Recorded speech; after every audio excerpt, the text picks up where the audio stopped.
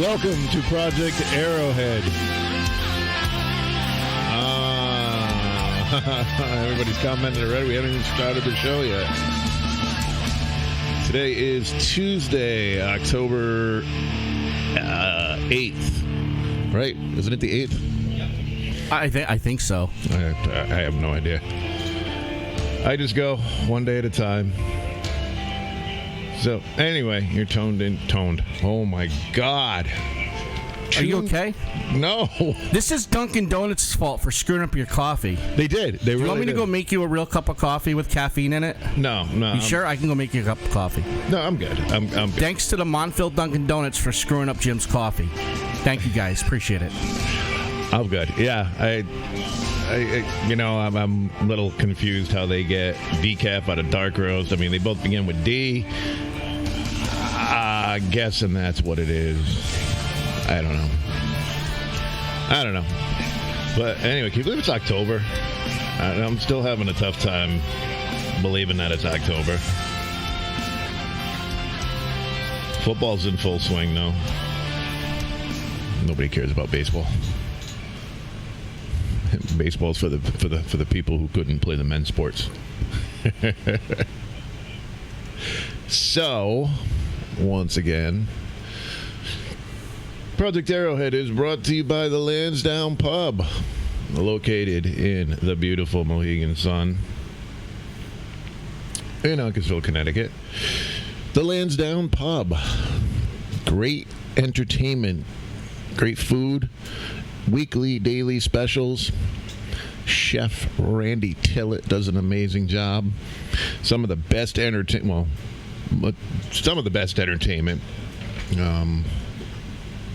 We have a couple days with nothing going on, but the number one place to be in the Mohegan Sun is the Lansdowne Pub. So if you're in the area, stop down to the Lansdowne Pub and check it out. You will not be disappointed.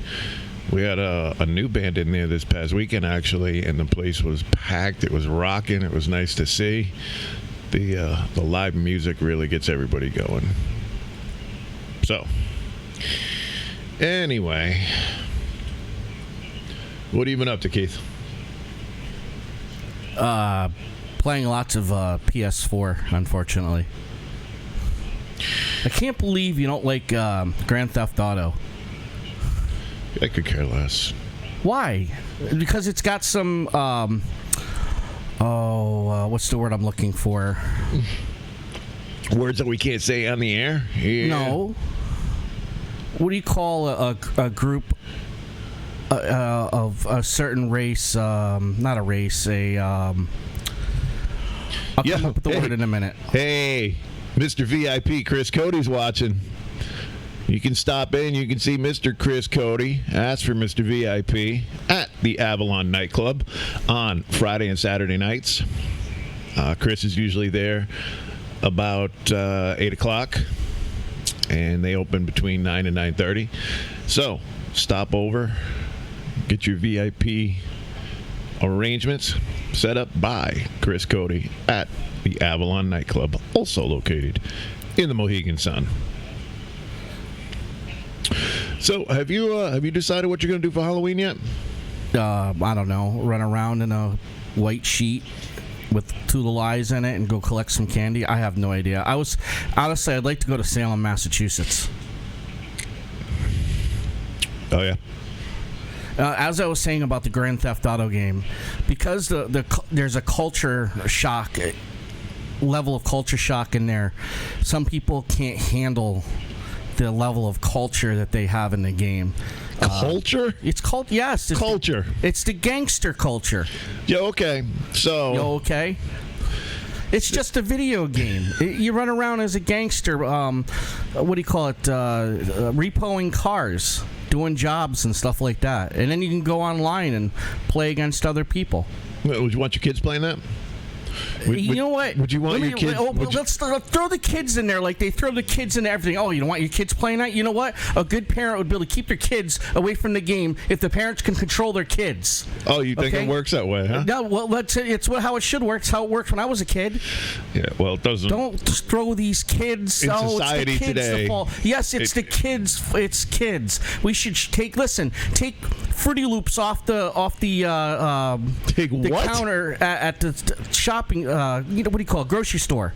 Take all the sweet cereal off the shelves at the supermarket because we don't want. Yeah, I know, Melissa. He just really flip-flopped on that one. Yeah, I know. But what I'm saying is that then you know what? Yeah, he's on a tirade. We're worried about the kids having sugary cereal, so take it off the shelf. But that doesn't give me and you a choice anymore. I'm just saying. If you don't want your kids playing a video game, don't get it for them. While Keith is on his tirade over here, I will tell you exactly what I had an issue with. He's sitting here playing the game, and all I hear is N this, N that, MFN, and I'm like... Right, that's part of the culture. That's a culture that we're trying to get rid of the N-word, and people are going to play a video game where every other word is that. Well, that's the video game. Call up Rockstar and complain to them. Tell them that you don't accept that you are in culture shock because of the game.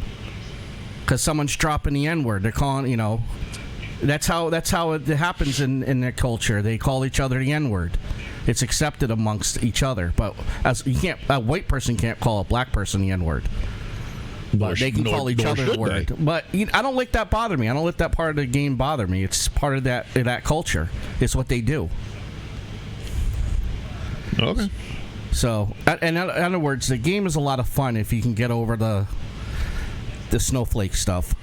Snowflake stuff. Snowflake stuff, yes. No, that's not snowflake stuff. That's snowflake stuff. Not even close. Well, it's what they do. They drop the N-word on each other. That's what they do. It's part of their culture. It's what is accepted among those particular people who choose to call each other that name. It's accepted. It's what they do. If you can't accept them, then you can't accept other people. If you can't accept other people, how can you accept living in this world? I mean, you can't be all snowflake over little things like that. Well, there's a difference. That's actually not a snowflake issue.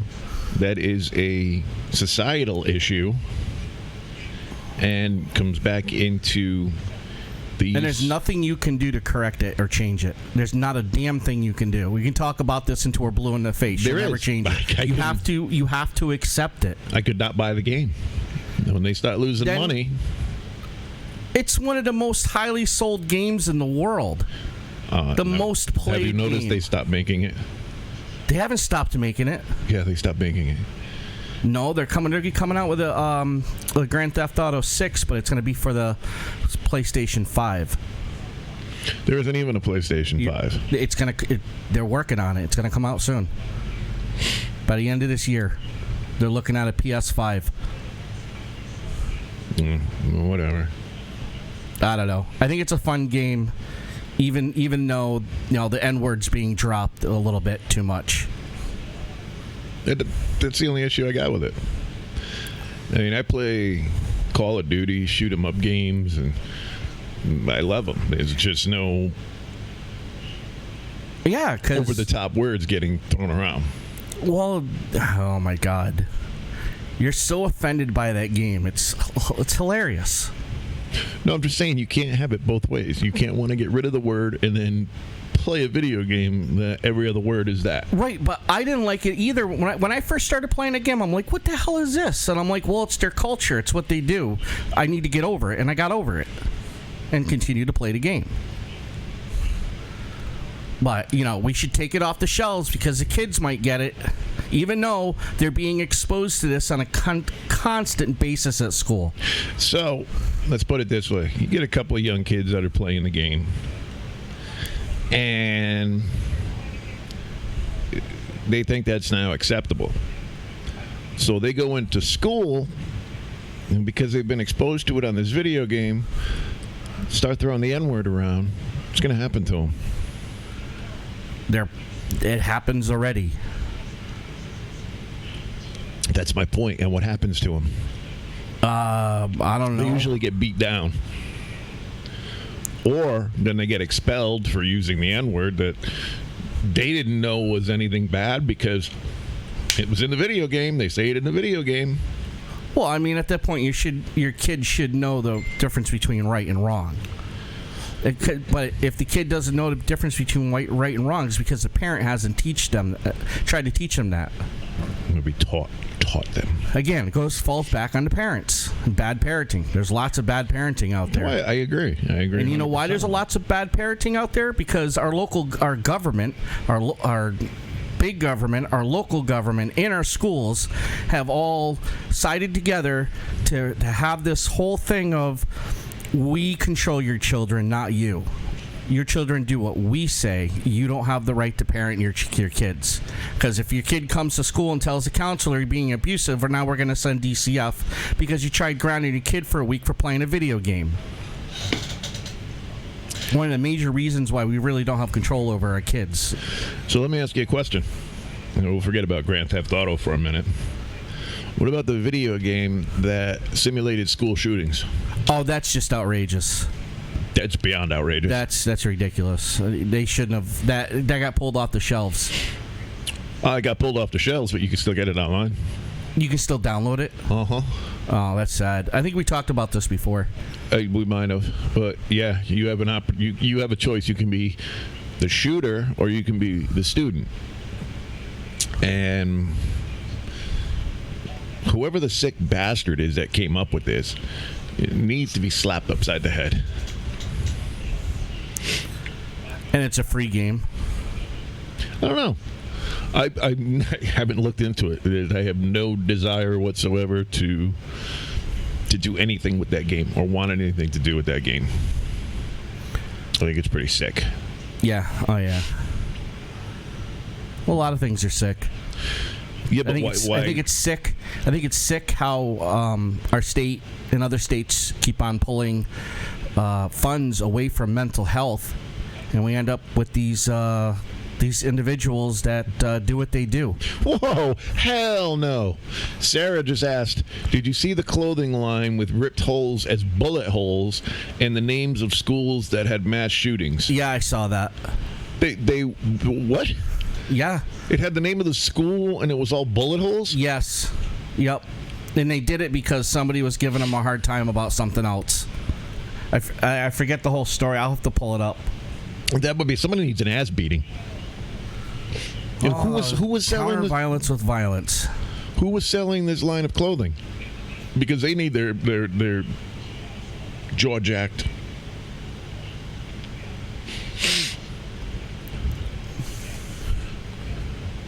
I apologize for sniffling. Allergies are kicking my ass. Besides, I get allergies in the spring, and I get allergies in the fall. And the sad part about it is I take Claritin year-round to prevent allergies. And, oh, Jesus. Okay, so a New York clothing company has introduced a school shooting hoodies that have bullet holes in them and that feature the names of the 4 schools where nearly 100 students were shot to death, including Sandy Hook. So I'm pulling up the article now. Yeah, what was the purpose? To make a buck. Was it to draw attention to school shootings and the proceeds go to the families of these schools? Or was it a rebellious bullshit make money scheme? Either way, I think it's tasteless. I think it's ridiculous. Well, I'm trying to get the story up, but NBC or ABC News likes to have pop-ups and all kinds of crazy stuff appear, and then you're trying to scroll down, and it keeps on loading other stuff, and it gets in your way, and you can't get to the story. I'm trying to find the name of the company that was doing this.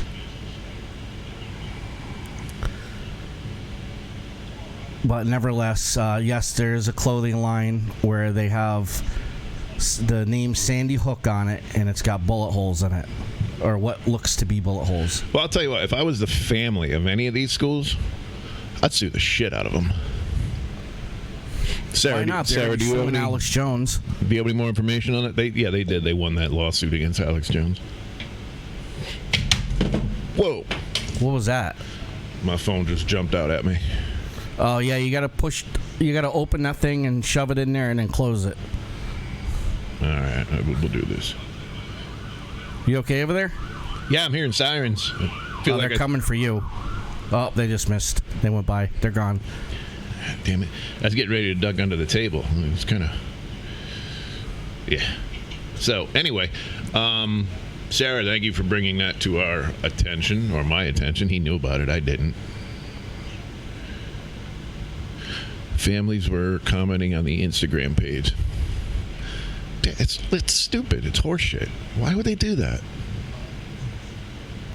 Because they're trying to get recognized through negativity, I guess. Yeah, whatever. So, a couple announcements. On October 26th, Sarah, write this down, take a picture, do whatever you got to do. October 26th at the Lansdowne Pub, the Halloween event of the year. Yeah, the Halloween only comes once a year. The Lansdowne Pub Halloween Party featuring the band's 7-Day Weekend. If you haven't heard 7-Day Weekend, oh man, are you missing out? Come check them out with their Halloween party. And that's at the Lansdowne Pub starting at 10 o'clock. Costumes are encouraged. Wear your costumes. Obviously, you can't wear anything over your face. So, I mean, you can't really wear a mask unless you can take it off easily. Because we have to be able to see your face. And no weapons for obvious reasons. I mean, depending on how fake you make them, that's the thing. But no weapons, no masks. So that is the Lansdowne Pub massive Halloween party on October 26th. Yeah, I know, Sarah. I was supposed to be there, but that's a whole other story. Why can't you have a mask? Because you're in a casino. They have to be able to see your face. Facial recognition. It's like if you go into a bar and you check their ID, how are you going to check their ID if they got a mask on? Yeah, that's true. So, the 25th, I will be at Leffingwell. The 26th, I will be at work. And speaking of Leffingwell, we have Haunted History at the Leffingwell Museum, October 25th and 26th. Time slot 6 to 7:30, 8 to 9:30, and 10 to 11:30. $30 for adults and $25 12 to 17. No one under 12 is permitted due to insurance reasons. For reservations, contact Red Lake Nation 24, all one word, Red Lake Nation 24 at gmail.com with your name, the number in your group, and the preferred date and time. Once again, the dates are October 25th and 26th, 6 to 7:30, 8 to 9:30, and 10 to 11:30. So choose your time slot, and we'll see you then. Tarot readings will also be available by Snow Bruno, and that'll be $20 for a basic reading and $30 for a full read. And for reservations on that, email Snow at Crossing the Veil Paranormal, all one word, Crossing the Veil Paranormal at gmail.com. And once again, that's for tarot readings, and that will be $20 for a basic read and $30 for a full read. And if you haven't had the opportunity to have a reading with Snow, you are really missing out. Snow is amazing, so jump on this chance. So, Halloween. Are you going to show up as a Joker again? That was great last year. No, I'm actually working on something else. What now? I cannot tell you. Gina and I are working on it, and I can't tell you. It's a tribute to a friend of mine. Okay. We'll just leave it at that. I guess I'll have to accept that. Yep. I'm hoping it comes out good. It's the first time I'm doing it. It's the first time Gina's doing it. So hopefully we can get it together right and it'll look good. I hope. It's one part I gotta figure Wake out. up over there. What are you talking about? Wake up. I'm awake. You're over there mumbling. Oh, so anyway, yeah, it's gonna be a surprise. Now, let's talk a little bit about Halloween. When do you think Halloween started? Sarah, if you know, you guys can chime in. When do you think Halloween started?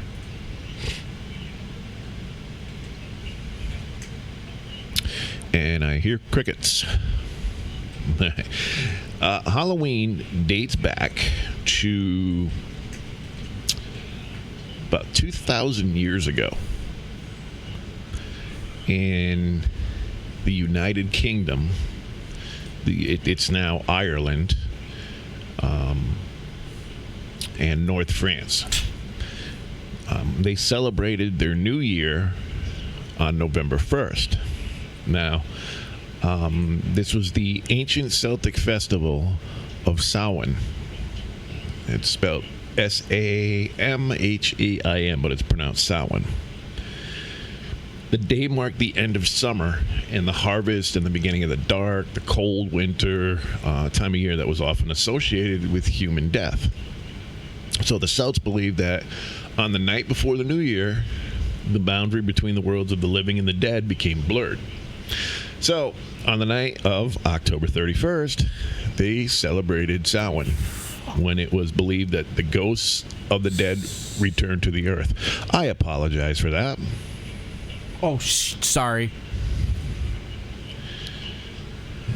I had something loaded up for the trick and treat. The reason why they asked trick or treat, and all of a sudden it jumped and it's off my screen.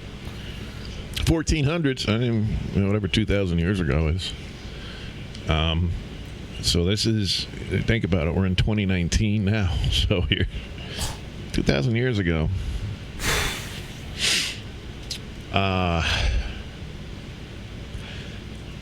In addition to causing trouble and damaging crops, the Celts thought that the presence of otherworldly spirits made it easier for the Druids or Celtic priests to make predictions about the future. For a group of people entirely dependent on the volatile natural world, these prophecies were an important source of comfort and direction during the long winter. I mean, you think about it. Think of how long winter is here, and we have all the amenities of heat, gas, food, cable, electricity. They didn't have any of this stuff back there. So imagine how long of a winter it was for them. So to commemorate this event, the Druids built a huge sacred bonfire where the people gathered to burn crops and animals as sacrifices to the Celtics' deities. During the celebration, the Celts wore costumes typically consisting of, and I don't recommend this, typically consisting of animal heads and skins, and attempted to tell each other's fortunes. When the celebration was over, they relit their hearth fires, which they had extinguished earlier in that evening, from the sacred bonfire to help protect them during the coming winter.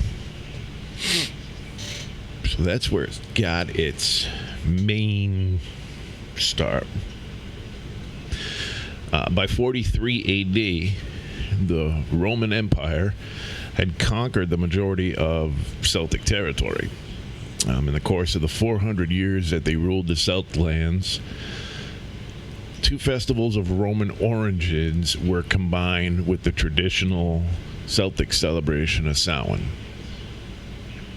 The first was Feralia, a day in October when the Romans traditionally commemorated the passing of the dead. Sounds pretty easy, or pretty consistent. The second was a day to honor Pomona, the Roman goddess of fruits and trees. The symbol of Pomona is the apple, and the incorporation of this celebration into Samhain probably explains the tradition of bobbing for apples that's practiced today on Halloween. Do people still do that? Because I don't know of anybody that bobs for apples.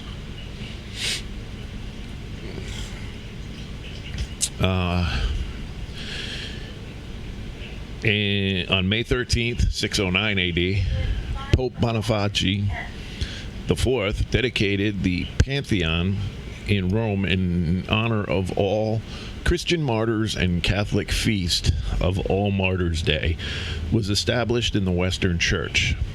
Okay.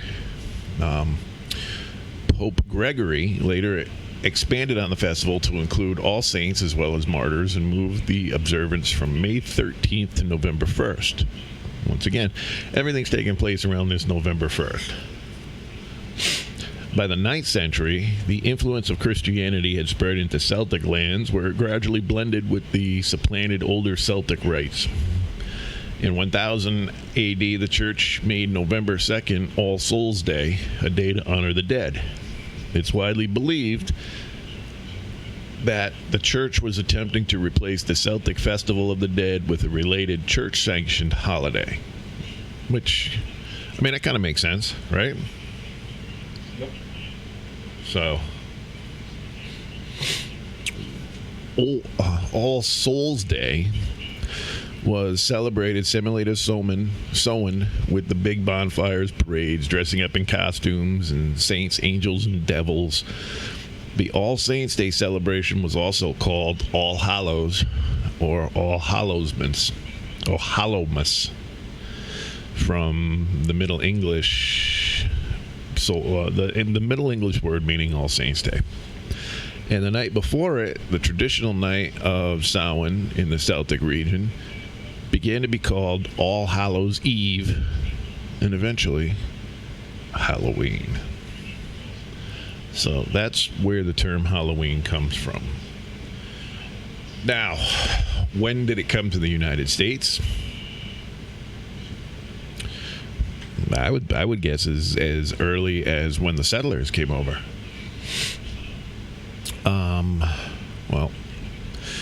The celebration of Halloween was extremely limited in colonial New England because of the rigid Protestant belief system there. Halloween was much more common in Maryland and the southern colonies. As the beliefs and customs of different European ethnic groups and the American Indians meshed, a distinctly American version of Halloween began to emerge. The first celebrations included play parties, which were public events held to celebrate the harvest. Neighbors would share stories of the dead, tell each other's fortunes, dance, and sing. Pretty similar to what it was.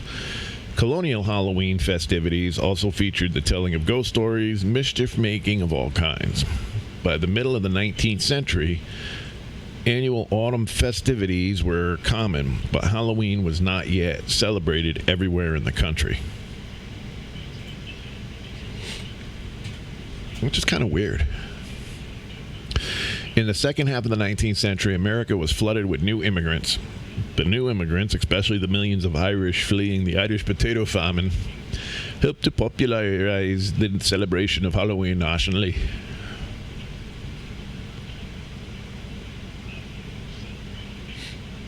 So, that's what we're talking about right now. Chef Randy's with us. If you call and visit the Lansdowne pub, you'll have some of his famous corned beef and cabbage. Oh my God. The corned beef and cabbage is really good. So, basically, that's how Halloween got its start here in the United States. And with that, there's not so many pranks as there used to be. Back in the day, there used to be a lot of pranks, which was like the trick or treat. If you didn't give them a treat, you got a trick. You don't see much more of that, or You don't see much of that anymore.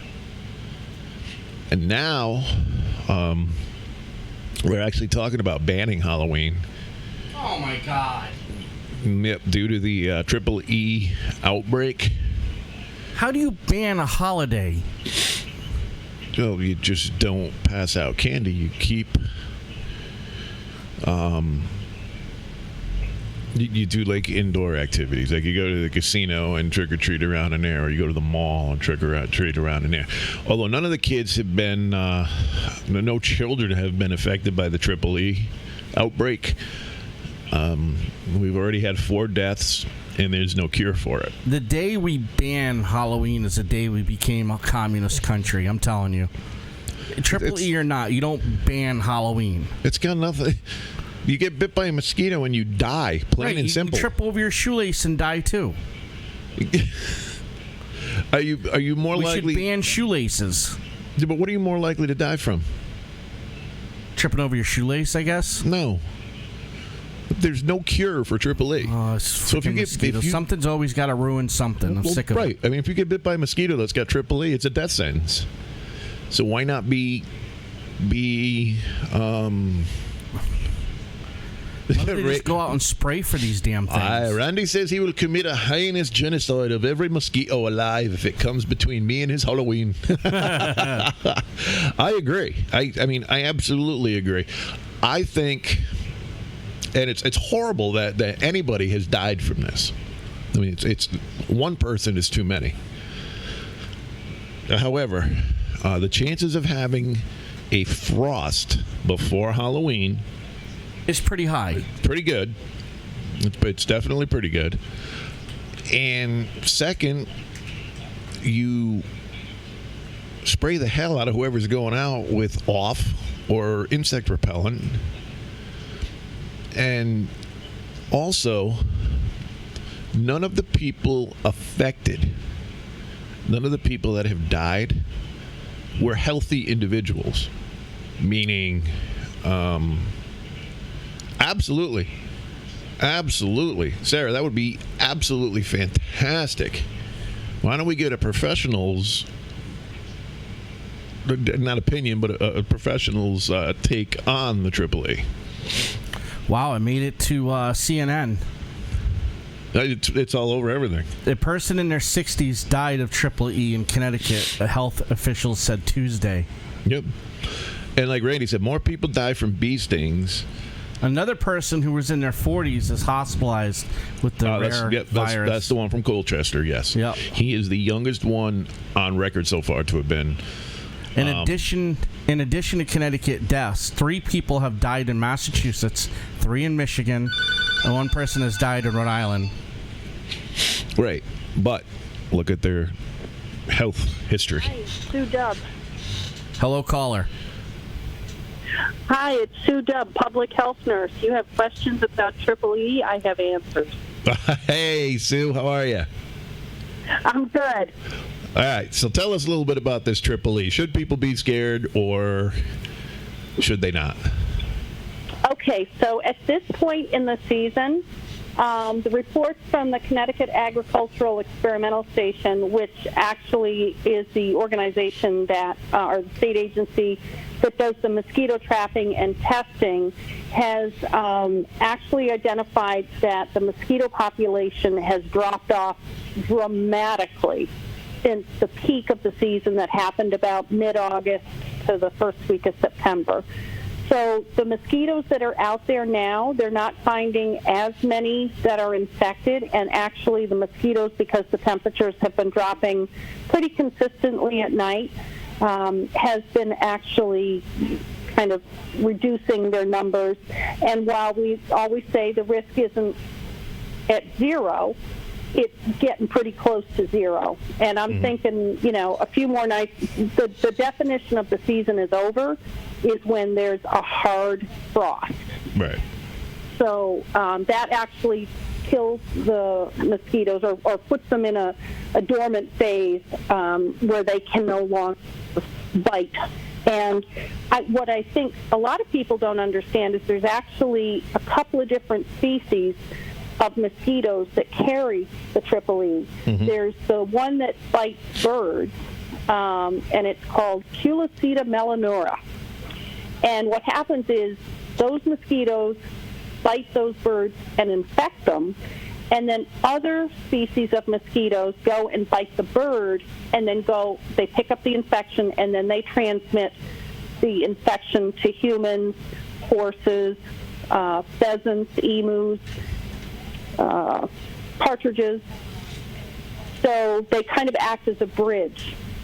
But those numbers for both are actually dropping down significantly. And so, I was sitting in my backyard towards the end of August, had some of my best friends over, sitting out around a campfire, not knowing that, we were in the peak of the season, and that, because I'm in Colchester, so all the cases that we were seeing were down in Lyme, Old Lyme, Stonington, Voluntown. That's where we were seeing the mosquitoes. Nobody mentioned Colchester, so I figured we're good. And when you look at the graph in hindsight and realize that I was literally sitting in the backyard in front of a campfire after dark, although I did have my mosquito repellent on, and all my skin was covered except my face. So, so same rules apply. I mean, they're most active after dusk till about dawn. And if you have to be outside, long sleeves, long pants, mosquito repellent that has DEET in it, and that is sufficient protection. Now, another maybe misconception, maybe you can draw some light on this or shed some light on this, is the people that were infected, the people that have tested positive and have passed away, they were all older and lowered immune systems. Is this correct? So they were older. However, that's not always the extenuating circumstance. If there's something to pin it on, I wouldn't necessarily pin it on older. Certainly, as we get older, usually by the time people are in their reach around 65, they have at least one chronic disease. A lot of folks have two. So, but the other population that is very vulnerable are young children because their immune system hasn't fully developed. However, they had a 5-year-old in Massachusetts that was definitely a positive case of triple E, and she survived. She walked out of the hospital. So about a third of the people who are infected will die. And we know that just based on the number of cases that have been followed over the years. So the other 2/3 of the population, they can survive the illness. Some of them actually go on. They have no deficits afterwards. But a lot of times when they survive, there is some level of deficit, neurological deficit, that wasn't there previously. And unfortunately, there's a vaccine for this for horses, but there's no vaccine for humans. So if somebody is infected, it takes about 4 to 10 days after the bite for the person to develop symptoms.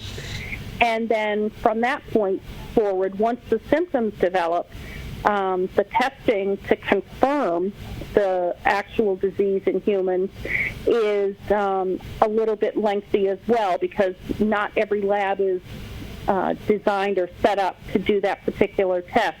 So the confirmation testing is usually done at the CDC down in Atlanta. But we usually provide what's called supportive therapy for someone with triple E. They're often hospitalized.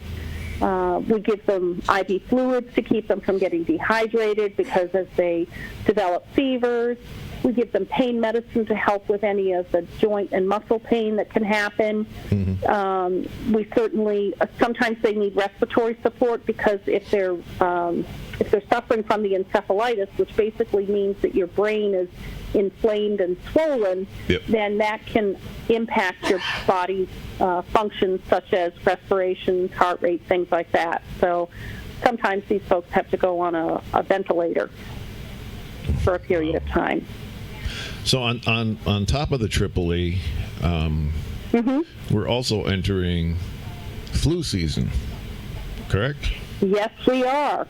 And the best advice is to wash your hands, stay home when you're sick, and get your flu shot. That is Sue Dub's mantra for preventing the flu. Well, I'm glad you said that because so many people have said, I'm not going to get the flu shot because I got the flu shot and I got the flu. And so that can't happen, and the reason it can't happen is because the flu vaccine itself is not, we're not injecting you with the flu. What happens and what makes people commonly believe that they're getting the flu from the flu shot is that it actually takes 10 to 14 days for the flu shot to be fully effective. And so if you bump into somebody who is contagious, and you may not know because you can be contagious for up to 72 hours with the flu and not show any symptoms. So you could be out in a grocery store or, at the library. You could be anywhere and run into a person that's actually contagious before your vaccine has had the opportunity to be fully effective and still get the flu. But it doesn't mean that you got the flu from the vaccine itself. It's more likely that you ran into somebody that had the flu before your vaccine has kicked in. So I always make a point of telling people when I give them their flu shot, just know that this isn't going to be fully effective for 10 to 14 days. So, in the meantime, wash your hands well. Avoid people who look obviously sick, but know that there could be people who have the flu and don't even know they have it yet. Now, and they could infect you. After the 10 to 14 days, they're good? They're not going to get the flu? Or... So, again, we're dealing with viruses who, by their very nature, to survive, mutate fairly frequently. And last year, I always say there's a very smart group of individuals that sit around the table early January, February. They study the strains that are floating around, and they make a decision about what strains they're going to put in the next season's flu vaccine. They usually watch the Southern Hemisphere activity pretty closely, especially Australia. And what happened last year was, at the time that they made the decision for the vaccine, they had a really good match. But about a month after they were into production with the vaccine, they picked up on a mutation, and it was too late to make the change in the vaccine formulation. So this year, that same very smart group of people said, you know what? We're going to wait a month to see what happens with this virus, to see if it mutates. And guess what? They were right. Mutation happened. They've captured it. It's now in the vaccine. However, viruses can still mutate. And I just went to a flu conference about a week and a half ago, and two statements stood out in my mind because I always hear the media saying, well, the vaccine's not that effective this year. Some people are saying they're not even going to bother getting it. Well, I'm going to tell you right now that a vaccine on the shelf has 0% effectiveness. And I'd rather take my chances with 29% protection than 0% protection. Yeah, absolutely. So, and the other thing is, when you've seen one flu season, you've seen one flu season. Normally, and I use the term normally loosely, but in a typical flu season, we usually see the beginning of the flu season start with an A strain, and then about halfway through, we start seeing the A strain go away and the B strain picks up. Now, what you need to know is that A strains are the harsher of the two. And A strains are often associated with pandemics. So when they become a novel vaccine that nobody's ever, or a novel virus that nobody's ever been exposed to, that's when you have a pandemic, because nobody has any level of immunity. So these A strains, typically, like I said, we start with an A, we transition over to a B. Last year, we had an A strain that was the H3N2, followed immediately by A strain H1N1. There was almost no B strain last flu season. I had one case in the entire Uncas Health District last year of B strain. So that's a very unusual. And if you recall people talking about the flu last year, they're like, oh my gosh, this is such a bad flu. I just can't seem to get over it. And it lasted, and it lasted, and it lasted. And that's why. So unfortunately, we find these things out kind of in a retrospective way. Hindsight's 2020. When we go back and look at the season, we learn these lessons. We do try to track things as the season is happening, but it's just a snapshot of what's happening. So now that they caught the mutation early enough, it should have a much better effect than last year's shot, correct? That's what the hope is. And I always say that's what the hope is because, again, viruses have survived millennia because of their ability to mutate and just be one step ahead of science. So that's, everything has their way of survival, and that's how viruses do it. They just change themselves just enough to be out of reach of getting, science getting a handle on it to be able to make an exact match. And you're talking about something that's being produced 6 months before the season even happens. Right. So there's a lot that can happen in 6 months. But I get my flu shot every year religiously. I have since I was a teenager. And the 1 year I did not get the flu shot, and it wasn't because I didn't want to get it. It was because it wasn't available yet. It was 2009, and I had H1N1, and I was sick for almost 2 weeks. So, pandemics often pop up at odd times of the year. That one started for us in around April, which is highly unusual. That's usually when the southern hemisphere is having their flu. So when you have large amounts of flu and you have a lot of people dying from it, that's your sign, as Jeff Foxworthy would say. You're in a pandemic. So now, where's the best place to go to get your flu vaccine? Well, we have them at the Uncas Health District. Which is where? So that's on the Uncas on Thames campus. We're in the basement of the Campbell Building, Suite 106. I know, I didn't number the room, even though it's in the basement, it says Suite 106. But there's plenty of pharmacies out there that offer the flu shot, and most of them accept pretty much all the insurances, especially for seniors who are on Medicare. They accept Medicare, they accept Medicaid. I have a special program for children. It's called the Vaccine for Children program. And anyone from 6 months to 18 years can come and get it at our office because pharmacies are not allowed to vaccinate children in the state of Connecticut. Okay. So if they're not able to get it at their pediatrician office, I usually see them at my district office. And I know I just got my shipment in today, 250 doses. Nice. So, I know CVS had a sign on there, come get your free flu shot, so. Yep, I know no CVS excuses. has it. ShopRite has theirs. Stop and Shop has theirs. Pretty sure Walgreens also has theirs.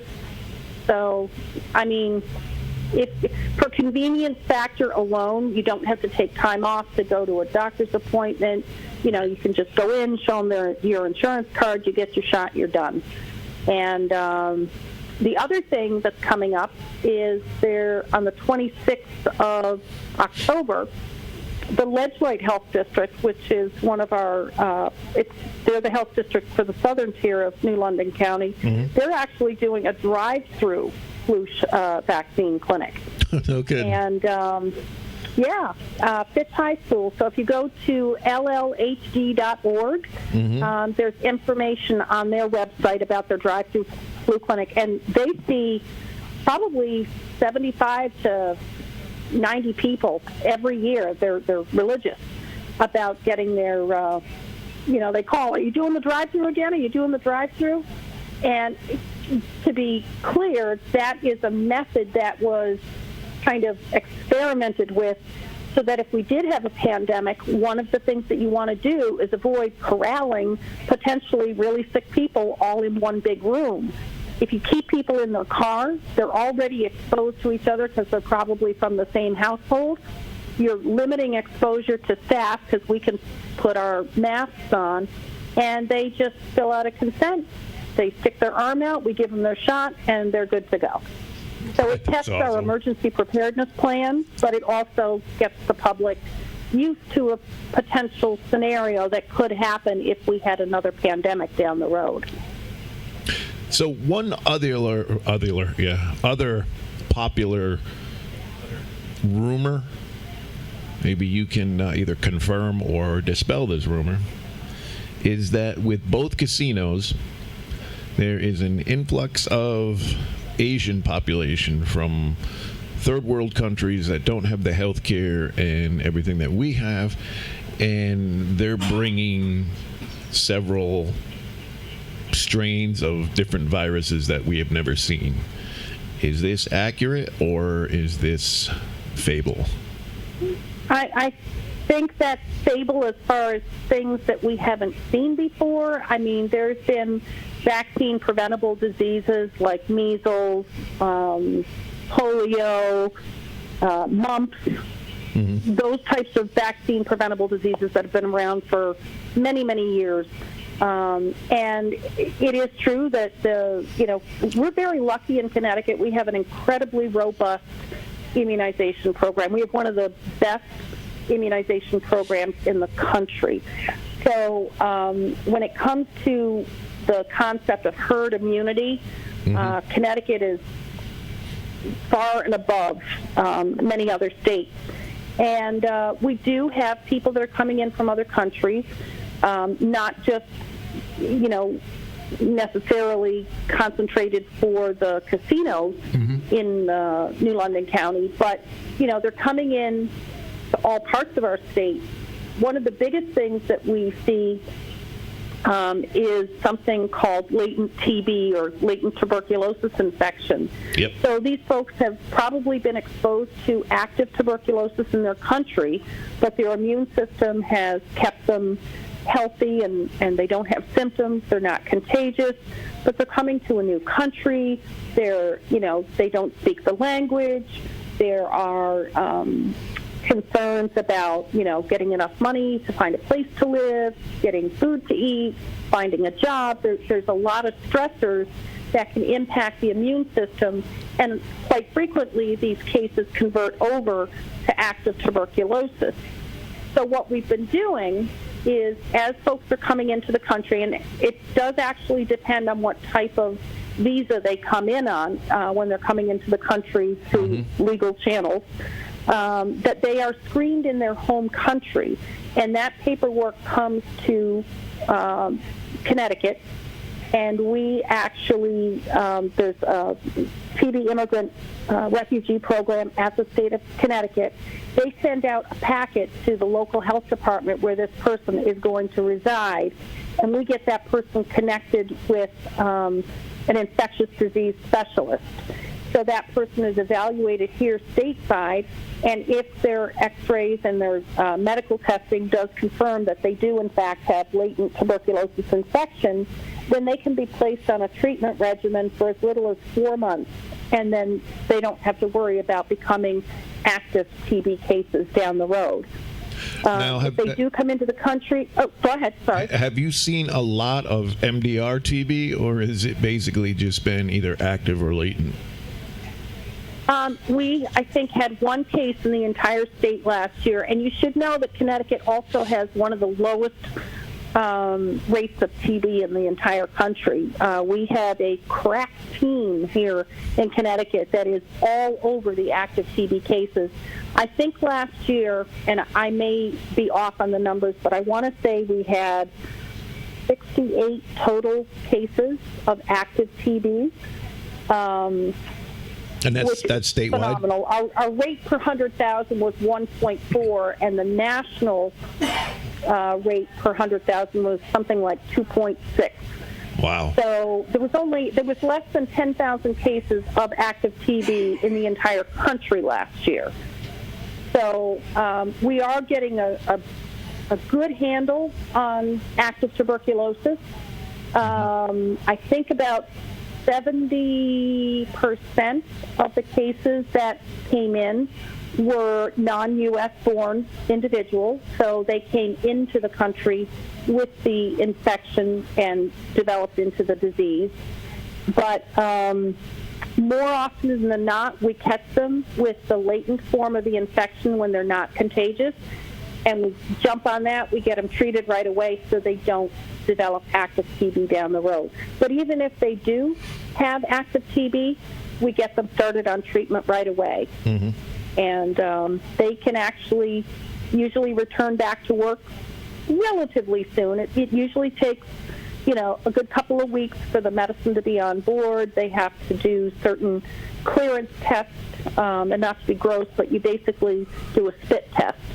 And they look for the active cells in the cultures to see if they're still coming up positive. Usually by about 2 weeks, as long as there's no other underlying medical issues, 2 weeks of antibiotics is considered long enough to have gotten the numbers down to where the person is no longer contagious. But I have had people who it took them longer to get to the point where they were no longer contagious, because one of the underlying issues that we run into is people with diabetes.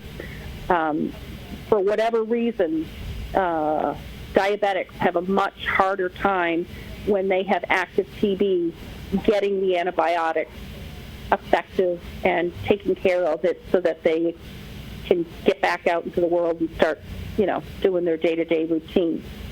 So it can be challenging. Right. And another thing, correct me if I'm wrong, once you have TB, you always have TB. It's just a question of whether it's active or latent. So once you have a positive skin test, it's called a tuberculin skin test. Some people call it a PPD. PPD, yep. Once you have a positive test, you will always have a positive test. But once your TB is treated, it's gone. And once your latent TB infection is treated, it's gone. You may have some residual damage from active TB. Mm-hmm. Sometimes when you look at a person's x-ray that has TB in their lungs, you'll see these holes. They're called cavitations. Yep. And those can remain on their x-ray for a while, but as long as they've been treated, they're no longer symptomatic, they're no longer producing the bacteria in their spit samples, then they're considered to be cured. Nice. So, the multi-drug resistant TB that you mentioned, it is definitely a problem in other countries. We don't see as much of it here because we're very strict with our treatment protocols. A lot of times other countries don't have the same access to health care that we do. They don't have access to the medications that we do. So they may be treating something without understanding that the particular strain is not necessarily resistant to the antibiotic that you're using, and you actually cause resistance because you continue to pour something into the system that's not working. Mm-hmm. So the person never really gets better until we get the right match of antibiotics for the organism that we're trying to treat, which is why all these people that, had amoxicillin or penicillin hanging around in their medicine cabinet just in case, and they pop a few and say, oh, yeah, I feel better now. that can't happen. Yeah, as far as getting the PPD test or the tuberculin test, should anybody do that? Or, I mean, obviously, me being a health provider, I have to get it yearly. But as far as like anybody's listening, if they've if it would make them feel better, can they go and say, "Look, I'd like to get a PPD"? So we try to avoid that, and the reason for that is we've done such a good job getting rid of tuberculosis. We actually do something called targeted testing, and all that means is if you think about a bullseye, if the center of the bullseye is the patient who has active TB. The people who are in immediate proximity, so usually household members, we test those people first because they've had the most extended contact with that individual.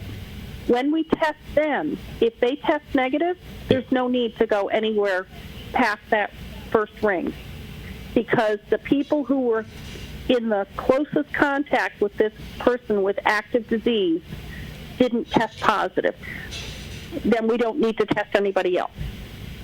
And the reason we try not to do random testing, we try to do what's called risk-based testing, is if you have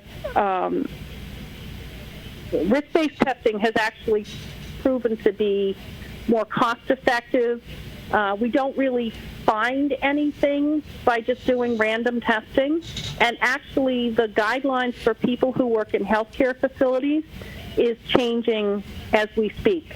They're going to be doing risk-based assessments, which basically means they give you a list of questions, and you answer the questions, and depending on your answers, determines whether you need to get another skin test done. Everybody gets one on hire, but if you've had one within the past year and you answer the risk assessment and you have had no increased risk for exposure, and you can show proof that you had the test done, then that should be accepted as your screening test. If you do have you say you went to, somewhere in Europe, and you were there for a month or 6 weeks, then you come back and you're working in healthcare, they may consider testing you if you start to show symptoms, or you found out after the fact that, oh my God, somebody on the bus tour had TB. Right. And so you got word from the company that, anyone who was on the bus with this person should probably be tested. It's really not something that we do on a regular basis anymore because it is very well controlled. And unless we know that you've had an exposure to a known case, we typically don't do the testing. And I think it's also important for everybody to know that tuberculosis is also very hard to catch. It is incredibly hard to catch. Unless you're literally sitting in the same space with somebody for hours on end, the temperature has to be right, the humidity has to be right.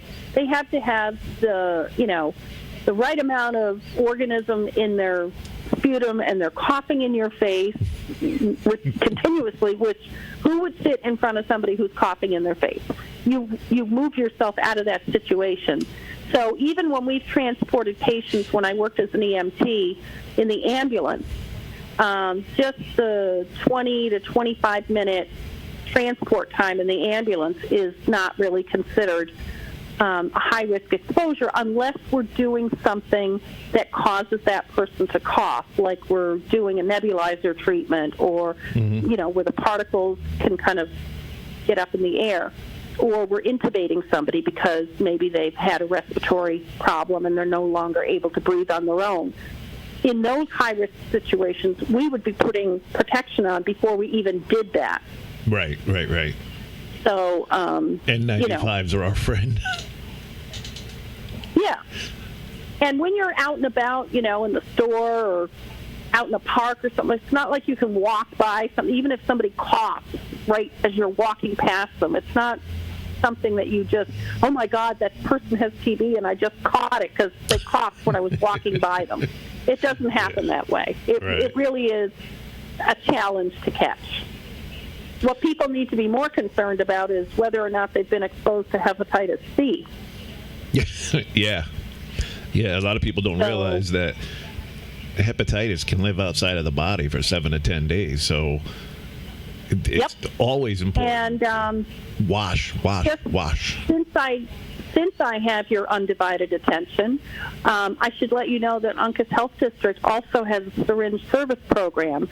So for people who are actively using, we use something called harm reduction principles, and we actually encourage people who are using to come see us, and we give them clean syringes, clean tourniquets, clean cookers, whatever they need to use, but it's clean. So we only want them using their syringe once. We don't want them to share their syringes with other people.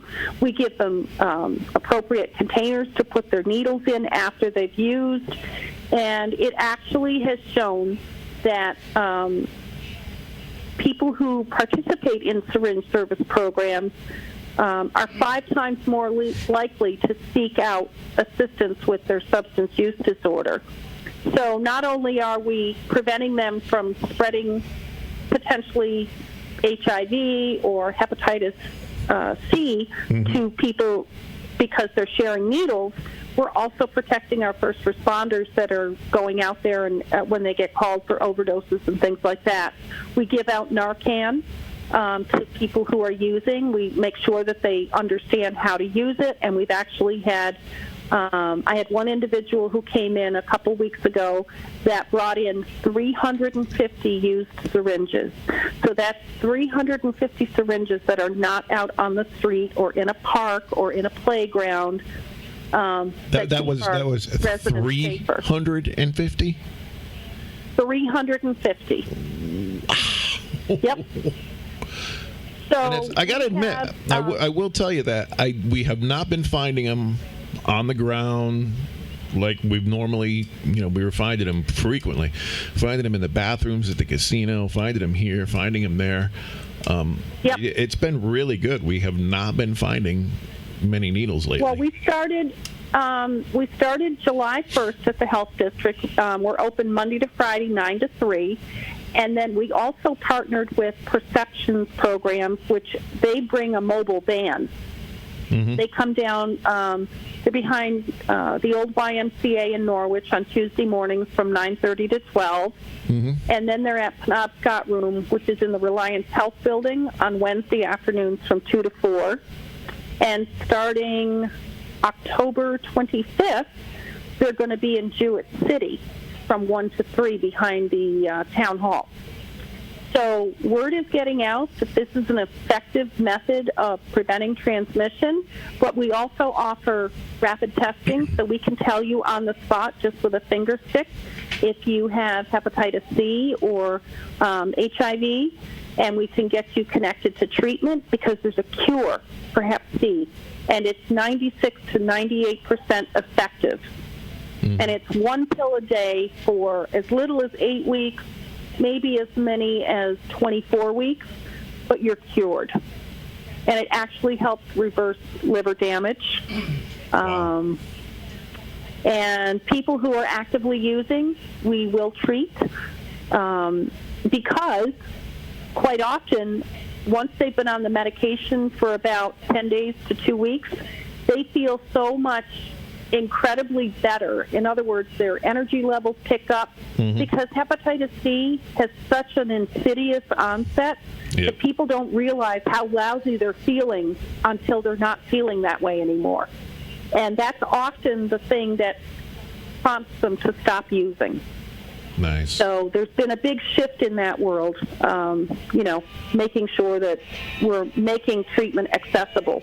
And it is more affordable now, and it's open to people who have Medicaid, private insurance,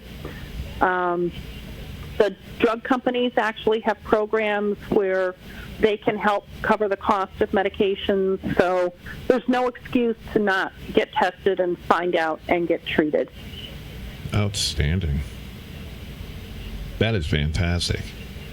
Let's get. We have a few people that just joined. Again, on the on the Triple E. Should they not bring their kids out for Halloween, or should they? You know what? By Halloween, I'm pretty confident that we're going to have had our first frost. And honestly, if you keep your kids in costumes that have long sleeves, long shirts, and use mosquito repellent, they're going to be fine.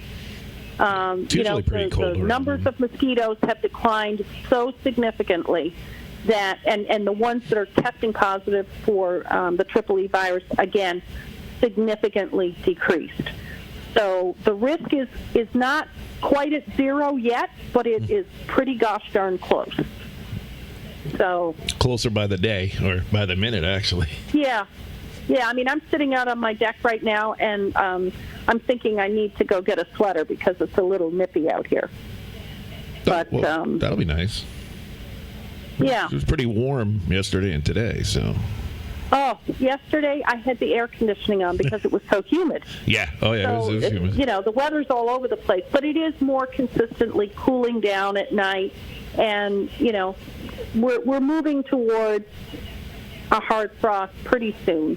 I think the latest that they've ever captured a mosquito that was positive for Triple E was like October 23rd from historical records, since they've been doing the mosquito trapping, which is about, I think, 1997 or 1996 was the first year that they did it. Really? So this has been around for a while? It was right after they had the last bad outbreak, I think, of West Nile. Right that following year, they got funding in the budget, and they started the mosquito management program. Huh. So, yeah. Nice. They have great information on their website. If you Google uppercase letters CAES and just click on there, there is a link to the mosquito management program. You can see where the mosquitoes have been caught. They even color code to say which ones have been caught for West Nile, which ones have been caught for Triple E. So there's all kinds of information there. Excellent. So, well, Sue, thank you so much for coming on. Hopefully that cleared up a lot of the questions and misconceptions that people had. I hope so. And like I said, it's time to come get your flu shot, so come see me. Maybe we can even do it live on the air. Yeah, absolutely. That would be cool. Yeah. And if it gets people down there to get their shots, then hey, absolutely. Yeah. So, but looking forward to the event on the 26th. The paranormal. Oh, absolutely. Unfortunately, event. I will not be there on the 26th. I will only be there on the 25th. I have to work on the 26th. But I will be there in spirit. Okay. And maybe we can pick up an EVP of you. Yeah, right. Absolutely. Sarah's on there, nervous laughter. Well, again, thank you for calling in. I hope you guys have a blast on the 26th. Oh, yeah, we're really looking forward to it. So, all right. Well, thanks for letting me help get the word out, too, because, you know, we always love to try and get as much information out as we can to the public. We know there's a lot of questions. We know that sometimes the mainstream media tends to jack things up and get people all nervous over nothing. No. So, I know. Go figure, right? What's that line? If it bleeds, it leads. Mm-hmm. So, yep. Yeah. Absolutely. But, well, it's been a pleasure. Oh, absolutely. Same here. Thank you again for calling in. All right. Well, you take care. All right. You too, Sue. All right. Bye-bye. Bye-bye. That was Sue Dubs from the Uncas Health District. I hope everybody now is a little bit more relaxed about the Triple E, about tuberculosis, about hepatitis, and all of those other wonderful diseases.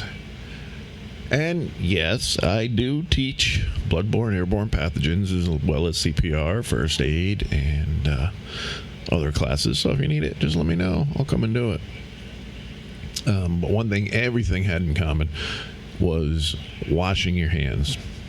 Because just because somebody is not showing that they have the symptoms of the flu doesn't mean they don't have it. And if they're sneezing all over something or coughing all over something, and then you go and pick it up, and money's the worst. If you're dealing with money, credit cards, crap like that, always wash your hands after every transaction. I mean, we wash our hands after every patient, so why wouldn't you wash your hands after every time you deal with somebody's money or credit card or whatever? Right? Right. Studio line is open, 860-626-5193. It is the number's pinned to the top of the chat screen, so if you want to call in, that's the phone number. Put you on the air live with Jim. And I saw Gina, and I saw Amber. What's up, guys? Hope you guys are doing good. The season premiere of The Walking Dead was on Sunday night. That was pretty cool. Really? Yeah. How'd that go? It was good. It was good. A little confusing at first, but it was good. It was absolutely fit. Oh, man. I was wondering what that was. Okay, never mind. Sarah watched it. And then I'm trying to find the name of this movie that I watched. It was actually pretty good. And it was a Netflix original, and I was kind of like, oh, let's see. But it was a good movie. It was something like In the Tall Grass or something like that. And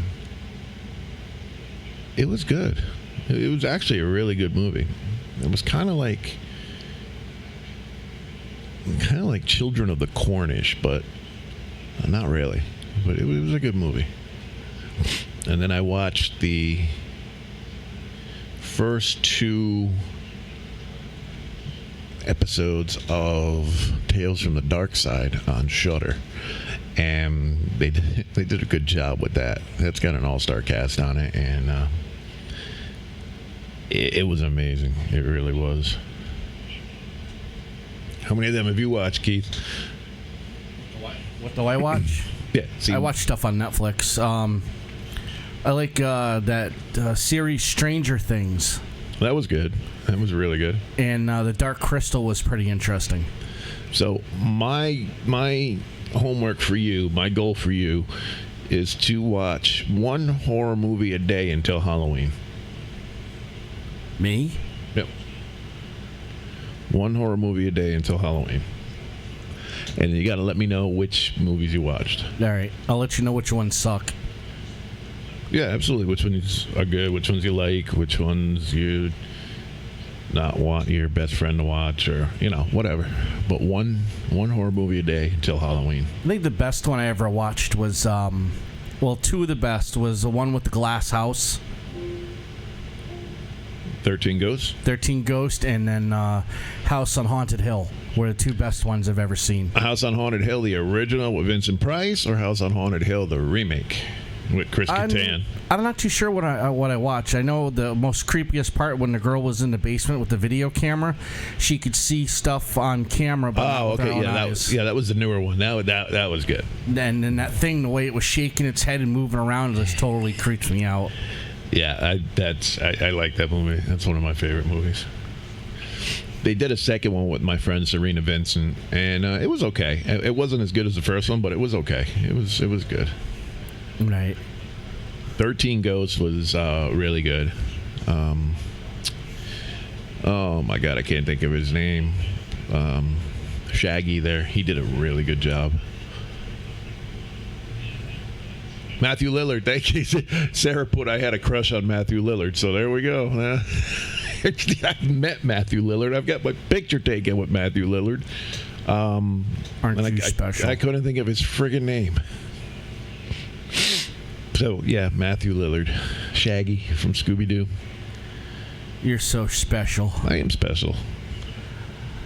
I'm special, very so special. who's our next call? Who's going to be the next caller? Truck full of blood.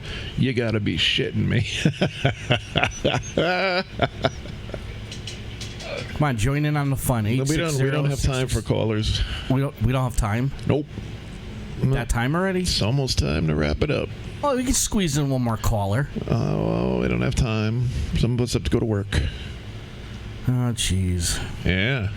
But at least my new Fitbit's working. I just don't know how to check most of the stuff on it, but hey, whatever. At least it's got the right time. It gives me my heart rate, but I don't know how to check the steps. It's ridiculous. So let's see. I'm going to pick a movie for Sarah to watch, too. Let's see. All right, the one I just watched on Netflix. I want to say it's In the Tall Grass. You can't see it. It's a Netflix original. I mean, you can't miss it. It's a Netflix original. As soon as you pop on Netflix, it pops up as an original. We'll have to check it out. A lot of those Netflix originals are actually pretty good. Yeah. Yep. Did you watch, you didn't see Dark Crystal, did you?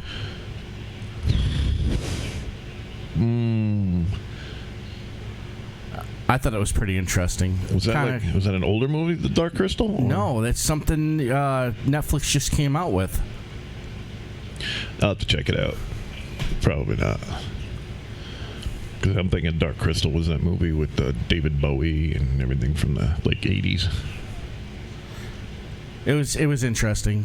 Kind of, I don't know, not cartoonish, but it's hard to explain. The graphics were pretty cool on it. Kind of reminded me of the Avatar.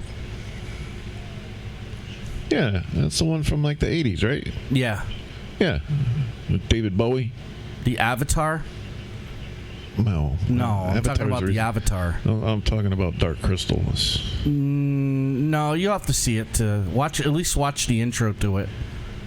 Yeah, all right. We can do that.